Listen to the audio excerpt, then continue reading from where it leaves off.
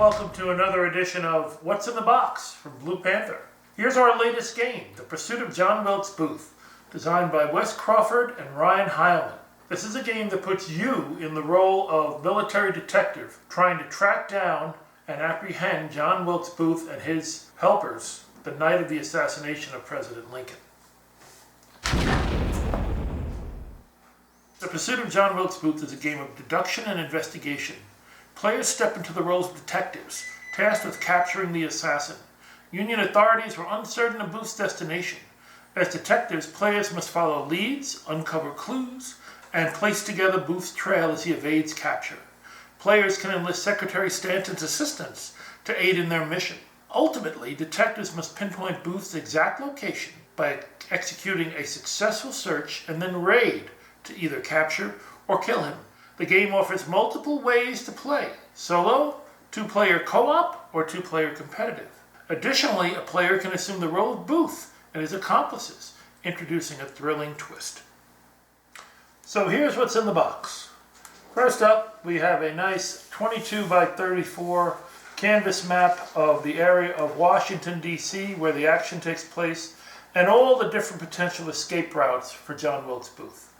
Also included in the game are 3 pawns for keeping track of score and which phase of the game you're in. There are some meeples in the game. The green meeples represent cavalry, which are using to chase down and trying to track down Booth and outrun him and surround him. The blue meeples represent police, who are helping you to try and apprehend, and they do some investigation for you. And each of the numbered white meeples represents your military detectives. There are 6 in the game. Each one has their own card, and each one gets you a bonus when it comes to trying to track down Booth. There's a special die that you will be rolling anytime you try to uncover clues that may result in an ambush and some pain for you or your helpers when you're trying to track them down.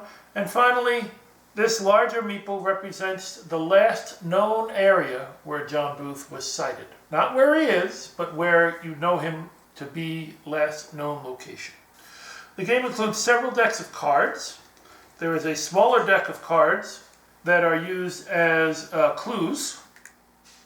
Once you are able to get enough clue points, it tells you where Booth is moving along the different tracks.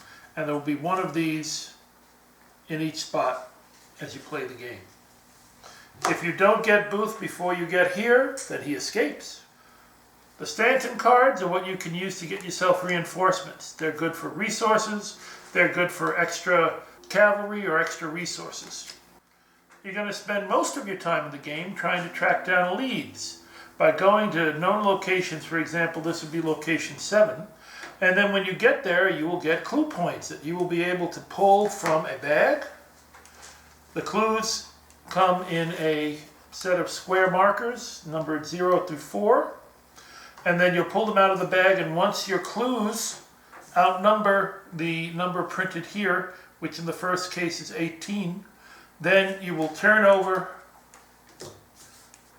the Booth location card and it will tell you where his last known location was. There's also a Booth deck in the game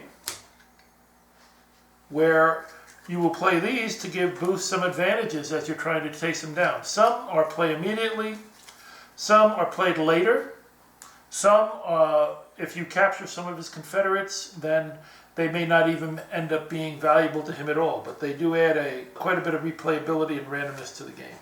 When you are ready to capture John Wilkes Booth, you will need to corner him, have your troops and your military detectives where he was last known, and you will draw a search and raid card that will help you track him down.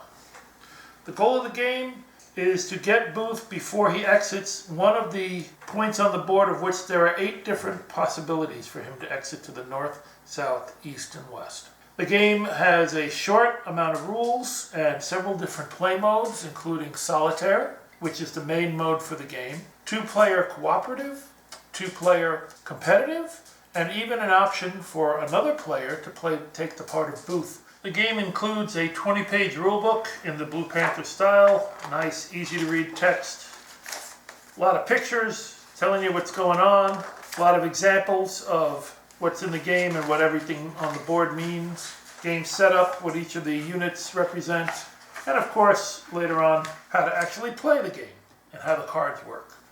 The game also includes a player guide. In the player guide, you will find yourself a detailed example of solitaire play to help you get acquainted with the game really quick. You can follow this example, play through a couple of turns. As you can see, there's a lot of detail and it explains every step along the way with diagrams, and then you'll be ready to go. Later on, discussions of how to do two-player cooperative, two-player competitive, and one-player as booth, the different play modes for the game. Also, some historical footnotes. The game also includes two different player aids. There's a solitaire play aid, double-sided, has the charts and tables you need in one place. And there's also two copies of the player aid if you're playing a two-player game. The game includes a bag of glory, just like Land and Freedom does, where you're going to be drawing the clue chits out of the bag each turn as you turn up clues and track down leads. So there you have it. The game is The Pursuit of John Wilkes Booth. It's available from Blue Panther LLC and from many retail outlets. It's going out now. The retail is $70 and it plays in about 45 to 90 minutes. Thanks for watching.